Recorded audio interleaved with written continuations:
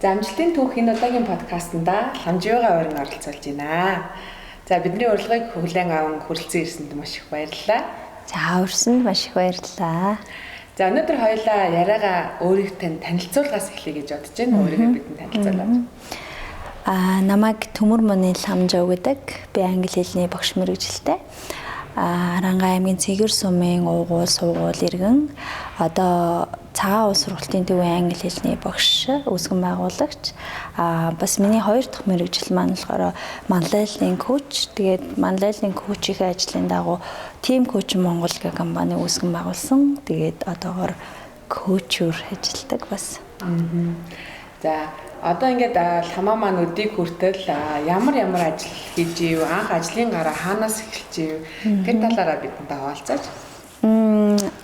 Анх ажлын гараа дадлага хийхээс хар ойрон музей дээр дадлага хийж эхэлчихсэн. 2009 онд. За тэгээд тэрний дараа болохоор ер нь 2 дугаар курсээс ахуулаад аялал жуулчлалын байгууллагуудаар өвчс тайлбарлагч хийж явсан. Ер нь бол завхан гэл ер нь үзээгүй аймаг гэх юм бол ер нь юу Сүхбаатар, Дорноговь, тэгээд Хинди. Бусдын бол Хиндигийн талын л үзсэн. За тэгээд тэрний дараагаас яг сургуулаа төгсөөд Аранга 1-р сургуульд англи хэлний багшаар 2 жил ажилласан. Тэрний дараа болохоор би Канад Монголын хамтарсан компанид ахлагаашны хөгжүүлэх хөтөлбөрийн сургагч багш коучор ажилладаг гэсэн. Тэрд ажиллаж байх явцдаа мэргэжлийн коучор бэлтгэгдсэн. За тэгээд тэрнээс хойш Team Coach Монгол компаниг үүсгэн байгуулад тэнд хамт ажиллаж исэн найзтай хамт үүсгэн байгуулад Тарханд ажиллаж исэн. За тэгээд Тархандаа нэг хагас жил орчим ажиллаад тэгээд энэ дээрээд англи хэлний хаан сургалтын төвийг цаавалыг 2 найзтайгаа хамтран үүсгэн байгуулсан. Тэгэл одоо яг 3 дахь жил рүү орох чинь те англи хэлний хичээл заагаад англи хэлнийхаа багшийг хийгээд тэг явчихин да. Яг одоо нөгөө ламагийн ингээд нөгөө хичээл зааж байгаа процесс хүүхдтэйгээ ажиллаж байгаа энэ одоо үйл явцыг харахад яг харахгүй нэг юм хувь хүний нэг юм тасгалжуулагч шиг байгаад байдаг байхгүй. Тэгэхээр яг харахгүй нөгөө team coaching гэдэг активмаар яваад яг бас энэ тал руу айгүйх одоо мэргэжсэн юм те. Тий, яг одоо тэр Канад компанид би анх бол бичгэргийн ажилтнаар ажилд орсон. Тэгээд англи хэлний багшаа хийсэн. Тэгээд 6 жил ажиллахын 5 жил нь яг ахлах ажилтны юм цогц хөтөлбөр байсан. Тэгээд онлайн мэдлэгийг олгодог. Ажлын байран дээр нь сургууль зөвлөгөө өгдөг. Тэгээд яг хамгийн сүүлд нь хөтөлбөрийн төгсгөлд ментортай, тэгээ менторын араас нь коучинтэй, яг тэр коучинг яг бүх юмны өөрөө зэрэг манай гадаад мэргэжилтнүүд сургаад бид нэр өөрсдөө бүр гүнзгийрүүлж мэргэжлийн эзэмшээ тэгээд ажиллаж ирсэн. Тэгээд тэндээс гол сонирхолтой нь би өөрийнхөө энэ миний мөрөөдлийн ажил гэсэн мэн гэж олж мэдсэн байхгүй. Одоо яг энэ нөгөө team coaching-ийн энэ одоо арга зүй одоо яг ингээд хүмүүст ингээд нөгөө нэг мэдлэг түгээгээд хүмүүст хүргээд тэр хүмүүсийг сайн одоо хүн болгохын төлөө ингээд зориод яваад байна шүү дээ. Энэ бол яг харахгүй манай насан туршийн суралцахын төвийн хариуцдаг нэг чиглэл бидний яг хийдэг юм ажлын хэсэг байгаа байхгүй. Тэгээ насан туршийн суралцах гэхлээр ер нь бол ингээд нөгөө нэг байгууллага хариуцж явдаг зүйл биш. Одоо яг өөрсдөө чинь ийм олон хүмүүсийг бид нар нэгтгээд тэр хүмүүстэйгээ бас ингээд аль болох нэг ч гэсэн иргэн юм одоо мэддэг чаддаг байгаасаа гэдэг рүү тэмүүлдэг байхгүй. Яг бид нартай ойрхон ийм ажлыг бас ингэж хувийн салбарт хийж явж байгаа ч маш их баяртай байна. За тэгээ дараагийн асуулт маань ер нь манай подкастын нэр өөрөө амжилтын төв. Тэгээд өөртөө чинь би одоо ингээд нөгөө холбоотой болоод хамтран ажиллаад жил гарсан болсон байна. Тэгээд энэ хугацаанд бол ингээд өөрөө чинь ингээд одоо ажиллаж байхад маш юм хичээнгөө, чармаалттай, яг тэр зорилгынхаа төлөө айгүй мундаг ингэж хөдөлмөрлж байгаа эмэгтэй. Ер нь бол амжилтанд хүрсэн эмэгтэй гэж харсан. Тэгэхээр та одоо амжилтыг юу гэж ойлгодог вэ? Тэ амжилт гэдэг үгийг одоо өөртөө ингээд тусгаж авахдаа ямар одоо шалгуураар үзэж байгаа вэ гэж асуумаарай. Амжилт гэхээр миний хувьд тасралтгүй сайжрахыг л амжилт гэж үзээд байгаа гэж ойлгодог. Тэгээ магадгүй би өмнө юу ингээ ярилцлага өгөө суухан битгийхэл бүр ингээд оюутан их сургууль байхад ингээд илтгэл тавиад буухтаа юу ярьснаас эргээ сандаггүй тийм хөвгтэйсэн байхгүй юу? Сурагч залуухан бахта. За тэгээд Тэгээ яг би энэс гарахын тулд багш болох юм байна те. Багш болох юм бол би өдрө болгон гэх юм байна, сайжрах юм байна гэж багш мэргэжлийг сонгож орж исэн байхгүй. Тэгээ одоо миний амжилт бол бүр ингээд ямар хичээл заасан ч бай, хүнтэй ярьсан ч бай, эхнээс нь төгсгөл хүртэл дараа нь ингээд бичсэн юм шиг сандаг. Маш том амжилт байгаа. Тэгээд анх сургуульд байж байхдаа их сургуульд ингээд төгсөлтийн тайлан бичгэд хүртэл би ингээд нэг сандраал багшд би бүх юм ярьж чадаагүй. Тэгтээ хүртэл за яг би хагсын санжин те. Тэгтээ би бас 100 багшд ингээд юу ярихаа тайлбарлаж чадахгүй шүү дээ. Тэгэхээр би ахиад сайжрах хэрэгтэй юм байна гэж яваад ирсэн те. Тэгэл англиар сайн ярьж чаддаг болоод тэгэл монголоор ярьж чаддаг болол миний хувьд бол одоо ингээд тодорхой хэмжээний амжилтанд маань хүрсэн байж байна. Өөрийнхөө хүссэн зэгтээ хүрэх те шууд бүгдээрээ хамаад хэлэх юм бол миний хувьд яг тэр өөрийнхөө дотоод хүнтэйгээ ажиллаж чадж байгаа би амжилт гэж хэлдэг. Гаднаас бол хүмүүс чи амжилттай байна гэх намайг өөрсдөө дүгнэдээ амжилтгүй байна гэдэг. Миний хувьд бол би одоо жишээлбэл за саяны бол хүний өмнө ярихтай эргээ санах. За тэгээ ахиад миний дараагийн амжилт бол би яг одоо цагтаа төвлөрч чадчихэв нүү гэдэг дээрээ одоо ажиллаж байна те. Тэгээ бас миний дараагийн ажиллах гэдэг амжилт бол би хүнийг хайрлах ур чадвар гэдэг. Одоо жишээлбэл би өөрийгөө л өмнө тавиад байдаг те. Тэгээ манай аав ээж хоёр тэгээд ер нь одоо ингээд зүгээр энэ тэнд уулзсан багш нар дана хүнийг хайрлаач эхлэе чи хайрлаач гэдэг би хүнд л хайртай болохоор хүүхдэд л хайртай болохоор би ингээд яваад байгаа штэ гэхэд ингээд заримдаа өөрийгөө ажиглахаар би яг хүнд хайртайтай биш хит их нөгөө ингээд өөрийнхөө нэг тавьсан зорилго руугаа хит тэрлэгөө ингээд тэмүүлсэн үедээ ч юм уу те бусдыг хайрлаж биш зөвхөн зорилгын төлөө явцсан тохиолдол гардаг байхгүй. Тэгэхээр одоо бол би миний амжилт бол за би яг ингээд одоо энэ хүнийг би хайрлаж байна уу? Манай ээж тэгж хэлдэг байсан байхгүй. Ер нь хүний цаа мөн чанар нь ерөөсөө сайн. Бүх хүн сайн, муу хүн гэж хорвол дэлхийдэр байхгүй. Тэгэнгүүт чи аригчин байсан ч тэр хүнийг чи хайрлаж чадчих хэвээр гэдэгс аахгүй. Тэгээд тэр аригчин хүн угаасаа анханасаа тийм төрсэн биш те. Тэр хүн магадгүй өнөөдөр чамд тийм байгаа ч гэсэндээ маргааш ч гэсэндээ тэр хүн өөрчлөгдөн. Алуурчин байсан ч гэсэндээ тэр хүнд хайрлах юм гарч ил таараа гэж хэлдэгс аахгүй. Тэрийг би нэх ухдаггүй. Тэгээд сүүлд нь яг ингээд нөгөө хүний хөгжлийн мэргэжил эзэмшиж чинь гэсэн үг шүү дээ. Багш болж гин, одоо коуч болж гин те. Зарим тохиолдолд ментор хийж гин. Тэггээр явцад болохоор үнэхээр хүн болгонд тавцагдчихгүй байдаг юм байна. Үнэхээр хүний цаад мөн чанар нь бол сайн байд юм байна. Зүгээр л амьдралын явцад л хүн хувирдаг. Тийм болохоор яг амжилт гэх юм бол та өнөөдрөөсөө өөрийгөө давжлах юм бол би амжилт шүү гэж тодорхойлоод байна л да. За маш баярлалаа.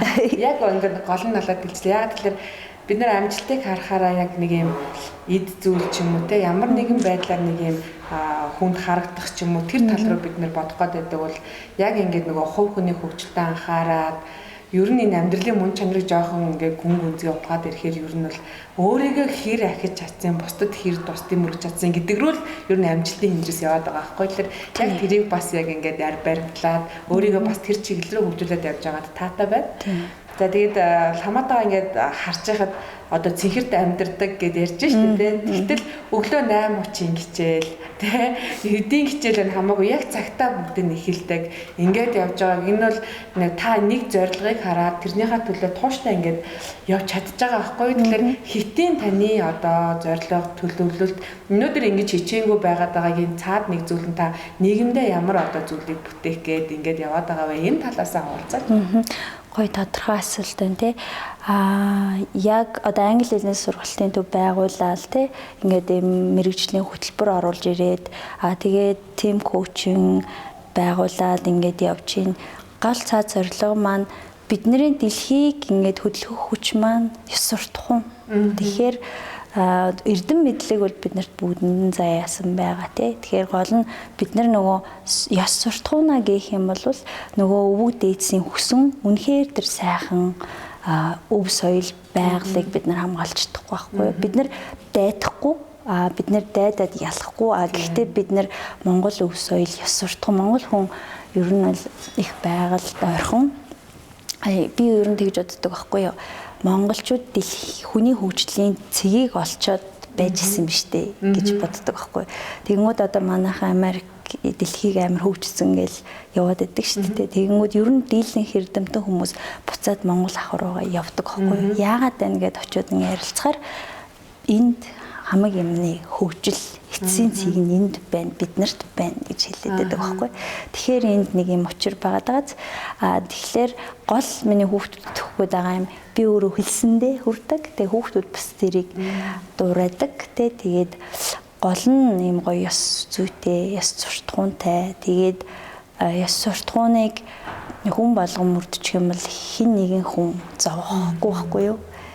Хоорондоо хилцлээ сайн хийцэн гэсэн үг шүү дээ. Тийм учраас тэгдэг. Тэгээд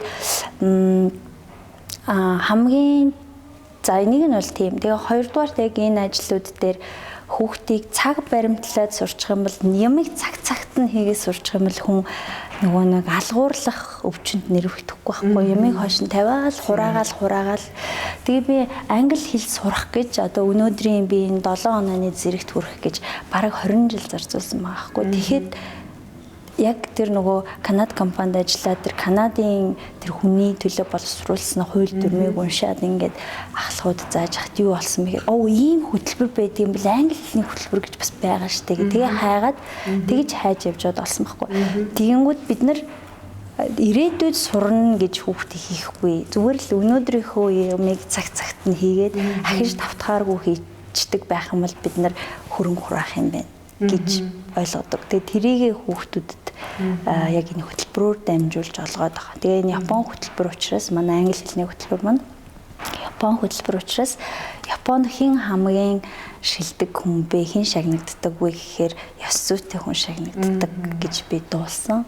Тэгэхээр бид нар ч гэсэндээ Монгол хүнийхээ эргээ тэр мөн чанарыг зүгээр нэг дээл өмсөн гадаад хүн болчмоор байгаа байхгүй юу. Тэгээ хүүхдүүдийг тийм гоё жинхэнэ Монгол тэр Монгол хүнийхээ мөн чанарыг олоосай гэж бодоод байгаа байхгүй. Монгол хүн гэж хэний хэлдэг гэхээр Монгол хүн юмыг хэмндэг Монгол хүн одоо бид нэр тодорхойлж таагаа шүү дээ нийтээрээ. Гэтэл Монгол хүн гэдэг чинь бүх юмыг хайрладаг хүн байдаг байхгүй тий аав ээжигээ тэгээд бүр ингээд өнөөдрийг зөвхөн өөрийнхөө өнөөдрийн төлөө биш ирээдүйн төлөө. Одоо яг ингээд нөгөө хоёулаа ингээд ярилцаа сууж байхад надад одоо ингээд бодогдож л байна л да. Бид нэр доктортой хөгжил гэл одоо 1992 оноос хойш ярьсан гэл ярьж байгаа дэлхийн дээр яриад одоо ч гэсэн 30 он хүртэл бид нэр зорилт тавиал ингээд явж байгаа байхгүй юу. Энийн цаад агуулга юу юм бэ гэхээр зөвхөн нэг байгаль таартай байх тухай ойлголт биш байгаа байхгүй байгалыг хамгаалах биш. Ер нь хүн ингээд өөрөө байгаагаараа ингээд зөв зүйтэй хүн байхын тухай ойлголт байгаа. Тэгэхээр яг тэр үзэл санааг бас ингээд англи хэлний хөтөлбөрөөр дамжуулаад хүүхдэд олгож байгаад бол миний хувьд маш их баяртай. Тэгээд ер нь ингээд сайн багш гэж энийг хэлэх вэ? За одоо чадварлаг багш гэж энийг хэлэх вэ гэдэг ингээд тэгэхээр зөвхөн англи хэл мэддэг хүн бол бас сайн багш биш байхгүй англи хэлний сайн багш биш те. Тэгэхээр яг тэр нөгөө нэг багшд байх мөн чанарыг бас ямар одоо бүгдийг ингээд өөртөө агуулж чадсан ямар мундаг багш вэ? Тэгээ одоо хувийн салбарт ингээд энэ хүүхдүүдийн төлөө ажиллаад явна гэдэг бас ямар хичээл зүтгэл вэ? Ямар их амжилт вэ гэж одоо хувьдаа бодож байна. Тэгээд таны одоо энэ одоо олон ажлыг хийж те энэ олон хүүхдтэй хамтран ажиллаад ингээд явж байхад одоо ер нь яг энэ бидний амьдарч байгаа нийгмийн гол ингээд нөгөө хөдөлгөгч хүч нь бол та бидний үеийн залуучууд байгаа байхгүй. Тэгэхээр энэ залуучуудад хандаж та юу гэж одоо зөвлөмөр байна, юу гэж урайлмаар байна. Мэдээж одоо ингээд магадгүй ингээд зарим нь болоо надаар дэлхийд дутууг штэ гэдэг шиг ингээд байж байгааг үгүйсэхгүй байгаа байхгүй тий. Тэгэхээр тэдгээр одоо залууст хандаж одоо сайхан урайлга төвшүүлж өөрийнхөө үеийнхэндээ өөрийнхөө нөгөө том асуултуудтай хариул гэдэг. Одоо бол нас бол бид нэр 25-аас дээш бол өөрийнхөө том асуултад хариулах хэрэгтэй. Одоо жишээлбэл би яагаад ийм тодорхой хичнээн хэцүү байсан ч гэсэн ингээд зориод бүр ингээд гүрийгээд яваад байгаа вэ гэхээр би өнөөдөр хийж байгаа юмдаа харамсахгүй байхгүй юу? Алдсан ч онсон ч тэгэхээр за 20 нас 27-8 настайдаа би Канада хөтөлбөр дээр ажиллангуудаа хувь хүний хөгжлийн багш сурагч болсон байгаа нь шүү дээ. Тэр хичээлийг орж явах үед тэр хүнээс асууж байгаа шүү дээ. Би таны амьдралын зорилго юу вэ? Таны үнэт зүйл юу вэ гэж асууж байхдаа хогоо гэж минийхээ үлээ гэж би нэр өөрөө яадаг үлээ. Тэгээд чи үнэт зүйлээрээ амьдрч чаддаггүй гэд асуухад нөгөө хүмүүс ингээл зарим нь бараан зарим нь гэрэлтэл яриндаа тэгвэл за би чи үлээ гэсээр агаад нөгөө өөрөө өөрийнхөө үнэт зүйл хариултуудыг олцсон тий. Өөрийгөө нэлээ авахсан. Тийм, өөрийгөө бүр ингээ 6 жил авахсан гэсэн үг шүү дээ. Тэгэнгүүт одоо бэрхшээл болоход ч гэсэндээ ер нь том асуултуудад хариулсан болохоор нөгөө жим тодорхой. Жишээлбэл би ийм л хүн байх гэдэг юм байна. Одоо жишээлбэл миний том асуулт бол би жоохон бахта хүн болгонд тэгш ханддаг хүн болмоор байдаг гэсэн байхгүй юу. Тэгээ бүр ямар сайндаа шүүгч болно гэж бүр ингээ 4 3 дугаар ингээ шүүгч болно гэж бодож яснаа нэг өдөр би 7 8 дугаар ангидсэн байна. Шүүгч болохоор чам би бусны нөлөөнд автчих юм бол хин нэг хохирох юм байна гэд тэгээ шүүгч болохоо болоод тэгэл тэрнээс хойш өрөөсөө мөрөөдлөө миний мөрөөдөл таарсан ажил байхгүй. Тэгээ яг нөгөө англи хэлний багш болохоор би зүгээр багш байх юм бол би тасралтгүй сайжрна л гэж сонгосон. Тэгэнгүүт яг тэр нөгөө 2017, 8, 19 онд би яг мөрөдлөх ажлыг олж байгаа байхгүй юу. Хүн хүнд тэгшхэн ажиллаж болд юм байна. Одоо хүний хөгжил гэдэг чинь шүтэн барилдлага юм байна. Тэгээ миний би яагаад эдийн зэрэгтэй байгаа юм гэхээр миний ард миний ээж аав байсан, хагч нар байсан. Тэгэнгүүт одоо ингээ харахаар миний баг байгаа байхгүй тий. Тэгэхээр би том асуултандаа хариулсан учраас ер нь ямар ч асуудалд орсон буцаад босохтын хэлтэй нөө бүх юм тодорхой байгаа. Тэгэхээр залуучуудад том асуултад хариулт олж юм бол жижиг асуудлууд л зүгээр яг амархан тийм эргэж буцдаггүй нөгөө нэг шууд тодорхой учраас би тийшээ очих байх чинь наа чи юу юм бэ гэж явах юм шүү дээ. Тийм. Тэгэхээр ер нь л тийм л байна. За тэгээд өнөөдрийн ингээд нөгөө хоёулангийн ингээд ярилцж байгаа цаг маань одоо нэлээд л явж явах шиг нөгөө цөөхөн л гэсэн ингээд яг ярьсаар их яваад байдаг. Тэгээд энэ одоо хоёулангийн ярилцах явцад бол би бараг ингээд сургалтанд суугаад нэрээ тийштэй гэдэг ингээд бас ингээд өмнөх марцсан юм санах шиг чи ингээд өөртөө бас нэг апдейт хийж чадлаа. Өөрөө чинь ярианаас зөндөө олон зүйлийг ухаарч ингэж ойлгож авлаа. Тэгээд бидний урилгыг хүлээн аваад хүрэлцэн ирсэнд маш их баярлалаа. Тэгээд цаашдынх нь энэ ажилд өндрөөс өндөр амжилтыг хүсье. Тэгээд Грефсит хөтөлбөрийг оруулж ирээд ингэ тууштай хэрэгжүүлснээрээ та Архангай аймгийн хүүхдүүдэд дэлхийд гарахын боломжийг нээж өгч байгаа шүү. Тэгээд өндрөөс амжилтыг хүсье. За баярлалаа. Тэгээ Атгаа маань их нөгөө юу гэлээ олон ургалч үзэлтэй юм шиг санагдсан баггүй нөгөө хамт ажиллаж байхад одоо бид нар хаяа ингэ тааралд ажилладаг шүү дээ. Тийм тэгэхээр англи хэл бол бидний нөгөө сэтгэлгээ задалдаг. Бид нар мэдээлэлтэй байх хэрэгтэй байгаа. Одоо ер нь асуудлыг шийдэхэд. Тэгэнгүүт одоо ингээд олон нийтийн хэрэгслэр залуучууд гадагшаа яваад байна гэдэг шүү дээ. Залуучууд яагаад гадагшаа дийлэнхтэй явах шийдвэрийг гаргаад байна вэ гэхээр тэд нэр яг жинхэнэ шинжилгээ ухаанд юу болж байгаа, дэлхийг Монгол юу гэж харж байгаа гэд мэдээллийг авахгүй байхгүй. Гэтэл бүр дэлхийн хамгийн баян хүмүүс, магадгүй тэр бизнесийн хүмүүс Монгол асуудал байна те энд орон зай байна гэж харж байгаа байхгүй. Тэгэхээр хаана асуудал байна, тэнд бизнесийн боломжууд байдаг. Тэгэхээр хилтэй хэрт хилтэй устдаа олон мэдээлэлд маш ойрхон болно. Тэгэхээр бид нар маш гоё байгаа юм харахын тулд өөрт байгаагаа ухаарахын тулд хилтэй байх юм бол олон бүр ганц англи хэл биш тий. Тэгэнгүүт хүний олон ургалч үзэлтэй нэгдэн. Тэгэхээр зөвхөн бэлэн мөнгө өгснөөс аль болохоор олон хэл заацсан дээр гэж бодоод байгаа байхгүй юу. Тий. Ястай гоё. Яг гоё хэллээдээ баярлалаа. За ажилд амжилт хүсье. За баярлалаа. Олон шавнараа төрүүлээд олон шавнарынхаа бахарх ингээд нөгөө амжилтаар бахархсан тийм гоё багш болоорой. За баярлалаа.